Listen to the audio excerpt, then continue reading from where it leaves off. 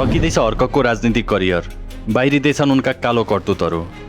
कुनै बेला भावी प्रधानमन्त्रीको रूपमा हेरिएका हर्क साम्पाङ यति बेला केपी ओलीसँग पनि दाँच्न नमिल्ने स्थितिमा पुगिसकेका छन् र यसको कारण हो रवि बालेन र कुलमान जस्ता व्यक्तिहरूको आलोचना गर्नु र मभन्दा योग्य नेता कोही पनि छैन भन्ने खालको अभिव्यक्ति दिनु। म जति मेच्योर कोही छ र देख्दिनँ म त, अरू त म त केटाकेटी जस्तो लाग्छ है। म यो सबभन्दा मेच्योर नेपालको कोही पोलिटिक्समा आज छ भने त्यो म हो। हर्कले स्थानीय चुनावको महानगरमा उम्मेदवारी दिँदै गर्दा उनले उठाएको प्रमुख एजेन्डा थियो धरानमा खानेपानीको विकास गर्नु र धरानको मुख्य आवश्यकता नै खानेपानी भएको कारण पनि धराने जनताले साम्पाङले विजय गराएका थिए। उनले चुनावपछि आफ्नो प्रतिबद्धता पनि पुरा गरे। 98 दिन लगातार श्रमदान गरेर कोका खोलाको पानी धरान ल्याइयो र त्यही 98 दिनभित्रै हर्क एक उदाहरणीय र लोकप्रिय नेता बनिसकेका थिए। श्रमदान गर्दै गर्दा काम मात्र गरिएन, त्यहाँ त फोटो सुट भिडियो सुट पनि गरियो। धुलोसहितको कपडा लगाएर मेयर जस्तो मान्छे आफै श्रमदानमा खटिँदा पक्कै पनि जनताको साथ र माया पाउने नै भए। बेला बेला उनले वडाध्यक्ष र अनेक कर्मचारीहरूलाई थर्काएका भिडियोहरू पनि त्यो बेला सार्वजनिक नभएका भने होइनन्। तर त्यो बेला उनको लोकप्रियता धेरै भएको कारण उनीमाथि प्रश्न उठाउने व्यक्ति, कर्मचारी वा पत्रकारलाई नै गाली गर्ने र ट्रोल बनाउने काम गरिन्थ्यो।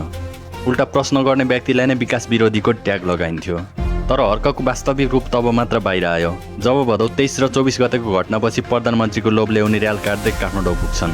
23 र 24 गतेको आन्दोलनमा परेर 72 जनाभन्दा बढीको ज्यान गयो, सयौं घाइते भए, खर्बको सम्पत्ति जलेर खरानी भयो। त्यति बेलासम्म उनलाई देशप्रतिको माया थिएन। तर जब प्रधानमन्त्रीको सिट खाली भयो तब हर्कलाई एकाएक देशको चिन्ताले साथमा आफ्ना आसेपासेहरूलाई समेत लिएर काठमाडौँ जान्छन् र प्रधानमन्त्री म नै हुनुपर्छ भनेर दाबी समेत गर्छन्। जस पश्चात भने जनताको आँखा छर्लङ्ग हुन थाल्छ कि हर्क कुनै युथ आइकन होइनन्, उनी त एक अवसरवादी नेता हुन् भनेर। जब जेन्जीहरूले प्रधानमन्त्रीको रूपमा सुशीला कार्कीलाई अगाडि सार्छन् तब उनी झनै आलोचक बनेर निस्किए। उनले स्ट्याटस मात्र लेखेनन्, विभिन्न मिडियामा समेत गएर उनले मभन्दा अरूले नेतृत्व लिनै सक्दैन भन्ने खालको अभिव्यक्ति दिन्छन्। त्यसपछि धरान फर्किएपछि प्रधानमन्त्री बन्न नपाएको झोकमा उनले आफ्नै पार्टी श्रम संस्कृति नामको पार्टी खोल्छन्। धरान एक राई लिम्बूहरूको बाहुल्यता बढी भएको क्षेत्र भएको कारण पनि त्यहाँ समर्थकहरू केही देखिन थाले। तर धरान बाहिर भने साम्पाङ र उनको श्रम संस्कृति पार्टीले जित्ने चान्स शून्य जस्तै छ। उनको पार्टीको मुख्य एजेन्डाहरू के हुन् भन्ने समेत धेरैलाई थाहा छैन, न त उनी आफै कार्यक्रममा गएर आफ्ना एजेन्डाहरू नै सुनाउँछन्। उनको मुख्य एजेन्डा भनेकै रवि बालेन र कुलमानलाई सहकारी ठग, लुफिसर र एमसिसी मतियार जस्ता आरोपहरू लगाउने हो। उनले जुनसुकै कार्यक्रममा गएर पनि यी 3 जनाको विरोध नगरी फर्किएको रेकर्ड नै छैन। उनले भाषणमा मात्र विरोध गर्दैनन्, मिनेटमै स्ट्याटस मार्फत यी 3 जनालाई गाली गरिरहन्छन्, आरोप लगाइरहन्छन्।